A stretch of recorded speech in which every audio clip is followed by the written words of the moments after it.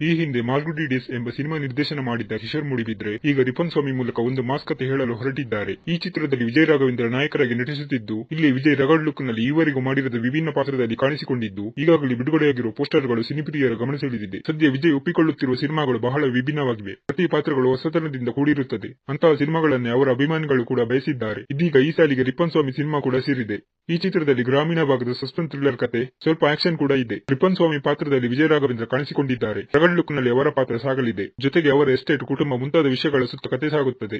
ತಣ್ಣನೆಯ ಮತ್ತು ಸುಂದರ ಮಲೆನಾಡನ್ನು ತಳ್ಳನೆಗೊಳಿಸುವ ಅಪರಾಧದ ಕತೆ ಚಿತ್ರದಲ್ಲಿದೆ. ಪಂಚಾನನ ಫಿಲ್ಮ್ಸ್ ನ ಮೊದಲನೇ ಸಿನಿಮಾ ಇದಾಗಿದೆ. ಚಿತ್ರದ ಕೆಲಸವನ್ನು ಮುಗಿಸಿ ಪೋಸ್ಟ್ ಪ್ರೊಡಕ್ಷನ್ ಹಂತದಲ್ಲಿದ್ದು, ಚಿತ್ರದ ಟೀಸರ್ ಹಾಗೂ ಟ್ರೇಲರ್ ಶೀಘ್ರದಲ್ಲಿ ಬಿಡುಗಡೆಯಾಗುವ ನಿರೀಕ್ಷೆ ಇದೆ. ಸಿನಿಮಾ ತಂಡದ ಪ್ರಕಾರ ಚಿತ್ರ ಆಗಸ್ಟ್ 29ರಂದು ರಾಜ್ಯಾದ್ಯಂತ ಚಿತ್ರಮಂದಿರಗಳಲ್ಲಿ ತೆರೆಗೆ ಬರಲಿದೆ.